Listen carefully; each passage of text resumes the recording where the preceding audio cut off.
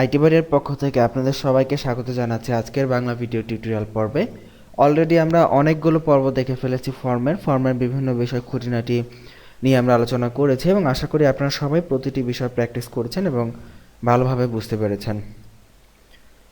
তো আজকের পর্বে আমরা যে ফর্মটি এতদিন তৈরি করেছি, এই শুরু থেকে এই পর্যন্ত যে ফর্মটি আমরা দেখেছি কিভাবে তৈরি করলাম, এই ফর্মটাকে আমরা খুঁটিনাটি স্টাইল দেওয়া শিখব, কারণ সিএসএস ব্যবহার করে আমরা আমাদের ফর্মকে আমাদের ইচ্ছা মতো সুন্দর মতো করে সাজিয়ে ফেলতে পারি। তো সিএসএস ব্যবহার করার পূর্বে দেখুন ফর্মের কিছু এলিমেন্ট ইমেইলের সাথে আছে, পাসওয়ার্ডের সাথে আছে। তো আমরা এই এলিমেন্টগুলোকে আগে নিচে করে নিই লাইন ব্রেক ট্যাগ ইউজের মাধ্যমে, যাতে করে আমাদেরকে বুঝতে এই বিষয়গুলো সুবিধা হয় এবং আমরা যাতে ঠিকঠাকভাবে এগুলো করতে পারি। দেখুন আমরা যাবতীয় বিষয়গুলোকে আমরা নিচে নামিয়ে দিচ্ছি এবং রিফ্রেশ করলে দেখব যে ইমেল পাসওয়ার্ড এগুলো সব লাইন ব্রেক দিয়ে আমরা নিচে এগুলোকে সব নামিয়ে দিলাম। এখন আমাদের ফর্মটি দেখতে আগের থেকে যথেষ্ট সুন্দর লাগতেছে এবং অনেকটা বোধগম্য হচ্ছে।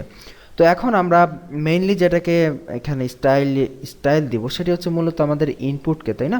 কারণ আমাদের ইনপুট যে বক্সগুলো আছে, দেখুন এই বক্সে যদি আমরা কোনো কিছু লিখি, যেমন সাপোজ কোনো টেক্সট লিখলাম, টেক্সটে কালো রঙে আসতেছে এবং ইনপুট বক্সে এই যে বক্সের যে বেসিক স্টাইল এবং কতটুকু লম্বা, এই বিষয়গুলো আমরা চাইলে এখান থেকে সিএসএস দিয়ে নিয়ন্ত্রণ করতে পারি। তো সিএসএস দেওয়ার জন্য আমাদের দেখুন HTML ফাইলের সাথে সিএসএস নামে একটি ফাইল অলরেডি লিঙ্ক আপ করানো আছে। সো আমরা এখন আমাদের এই ফর্মটিকে স্টাইল দেওয়া শিখব। দেখুন এখন ইনপুটকে সিলেক্ট করতে হলে আমাদের কিন্তু ডিরেক্টলি সরাসরি এখানে ইনপুট লিখতে হবে, তাই না? কারণ আমরা জানি যে HTML এর কোনো ট্যাগকে যদি আমরা CSS সিলেক্ট করতে যাই সরাসরি সেই ট্যাগের নাম লিখে দিতে হয়।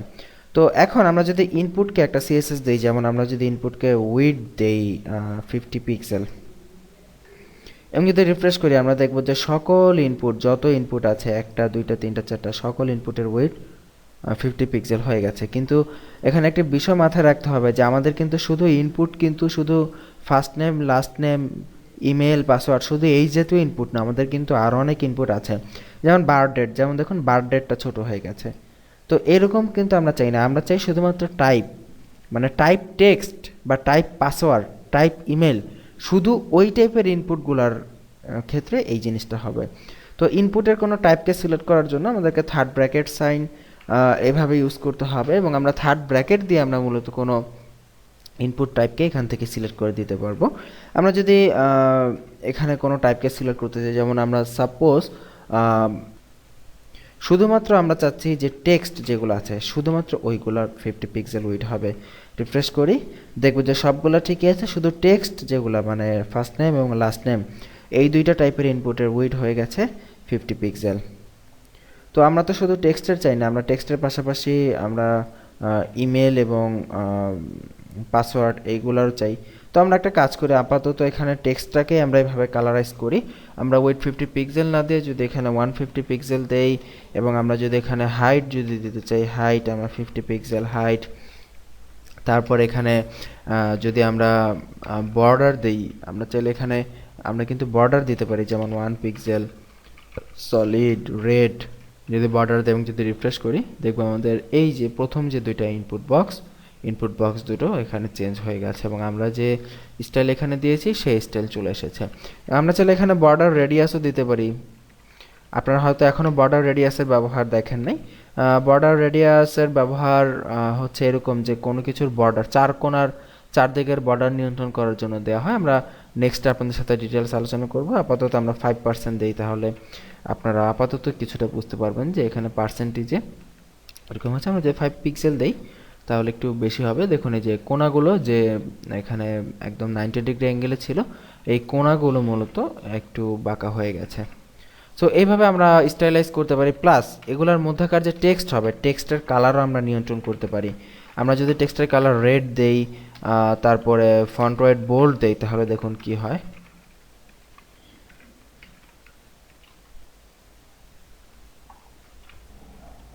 দেখুন এই ভেতরে লেখাগুলো সব বোল্ড হয়ে গেছে। ইভেন আমি যদি এখানে কোনো কিছু লিখি যে দিস ইজ মাই নেম, দেখুন লেখার রং লাল হয়ে গেছে এবং কালার কিন্তু মানে ওয়েট কিন্তু বোল্ড হয়ে গেছে। তো এইভাবে শুধু এইটা খেলে আপনি চাইলে টেক্সট এরিয়াকে এইভাবে কালার দিয়ে এইভাবে আপনি সিলেক্ট করতে পারেন টেক্সট এরিয়া, এবং টেক্সট এরিয়াকে আপনি দিয়ে দিতে পারেন যে কালার ব্লু। এবার যদি আপনি রিফ্রেশ করেন দেখবেন টেক্সট এরিয়ার ভেতরে আপনি যা কিছুই লিখেন না কেন সব কিছুর রং নীল হয়ে যাবে। এইভাবে আপনি আপনার পছন্দ মতো যে কোনো এলিমেন্টকে আপনি চাইলে বার্থ ডেটকে, কান্ট্রিকে এইভাবে আপনি এডিট করতে পারেন। তবে এই ক্ষেত্রে একটি কোশ্চেন করতে পারেন যে এই যে ফার্স্ট নেম লাস্ট নেম এগুলোকে আমি কিভাবে এডিট করব। কারণ দেখুন ফার্স্ট নেম লাস্ট নেম এগুলোর তো কোনো ট্যাগের ভেতরে না, এগুলো তো নর্মালি লেখা হয়েছে, তাই না, যে ফার্স্ট নেম লাস্ট নেমগুলো সব নর্মালি। তো এগুলা জেনারেলি যদি আপনার এগুলাকে এডিট করার প্রয়োজন পড়ে এগুলাকে আপনাকে লেবেল দিয়ে দিতে হবে, লেবেল LABEL, এই লেবেল ট্যাগের মধ্যে রাখতে হবে প্রতিটা এলিমেন্টকে। লেবেল হচ্ছে একটি ডাবল ট্যাগ, এবং লেবেলের মধ্যে রেখে আপনি যদি এখান থেকে এই লেবেলকে সিলেক্ট করে দেন এবং লেবেলের যদি স্টাইল দেন, যেমন লেবেলের যদি আমরা কালার দেই রেড, তাহলে দিয়ে যদি রিফ্রেশ করি দেখবেন এই ফার্স্ট নেমের কালার লাল হয়ে গেছে। তো জেনারেলি এরকম ইউজ করা হয় না, কারণ জেনারেলি ফর্মগুলোতে ফর্মের হেডিংগুলো নর্মাল অবস্থায় রাখা হয়। তবে আপনার যদি প্রয়োজন হয় যে আপনি লাল করবেন নীল করবেন আপনার মতো ডিজাইন করবেন, সো এটা আপনার উপর ডিপেন্ড করে। আপনি এইভাবে লেবেল ইউজ করে প্রতিটা হেডিংকে আপনি লেবেলের মধ্যে ঢুকিয়ে দেবেন এবং সেই লেবেলকে আপনি ইচ্ছা মতো আপনি চাইলে ক্লাসও ব্যবহার করতে পারেন বা সিএসএস দিয়ে কালারাইজ করতে পারেন। হচ্ছে অ্যাকচুয়ালি বেসিক সিএসএস একটি ফর্মের কিভাবে আমরা বেসিক সিএসএস দিতে পারি, যদিও আমাদের ফর্মটি এখন দেখতে মোটেও সুন্দর লাগতেছে না, বাট এইভাবেই আপনাকে সিএসএস ইউজ করতে হবে। সো ক্লায়েন্টের চাহিদার উপর ডিপেন্ড করে আপনাকে ফর্ম স্টাইলাইজ করতে হবে। আমরা যদি এই যে বাটন আছে যে সাবমিট বাটন, এগুলাকে যদি আমরা চাই স্টাইলাইজ করতে তাহলে আমরা কি করব, ঠিক একই পদ্ধতিতে ইনপুট টাইপ টেক্সটের পরিবর্তে সাবমিট এখান থেকে সিলেক্ট করব। এখানে আমরা উইডথ এখানে সিলেক্ট করে দিব ধরুন 25 পিক্সেল, সরি ফরম্যাটটা এখানে ঠিক নেই, উইডথ 25 পিক্সেল, হাইট আমরা 15 পিক্সেল, এবং কালার আমরা প্যাডিং দিয়ে দেই যে 5 পিক্সেল বা 10 পিক্সেল, আমাদের ইচ্ছা মতো একটা দিয়ে দিলেই হবে। রিফ্রেশ করি দেখব এই যে উইডথটা চেঞ্জ হয়েছে। সো এটা আমাদের একটু বড় করতে হবে, তাই না, এত ছোট তো আসলে হয় না। আমরা এখানে ইন্সপেক্ট এলিমেন্ট করে উইডথকে আমরা এইভাবে আমরা বাড়িয়ে দিতে পারি আমাদের ইচ্ছা মতো, এবং এখান থেকে হাইটকে আমরা আমাদের ইচ্ছা মতো বাড়িয়ে দিতে পারি। আমরা চাইলে এখানে নতুন এলিমেন্ট বর্ডার রেডিয়াস এখানে দিয়ে দিতে পারি। বর্ডার রেডিয়াস 5 পিক্সেল দিলে এটা গোল হয়ে যাবে। সো এই তো আমরা সাবমিট বাটনকে এইভাবে ডিজাইন করা শিখে ফেললাম। আমরা যদি এইটাই যদি এখানে দিয়ে দিই এখান থেকে কপি করে, তাহলে দেখবো যে আমাদের সাবমিট বাটনটা এইরকম হয়ে গেছে।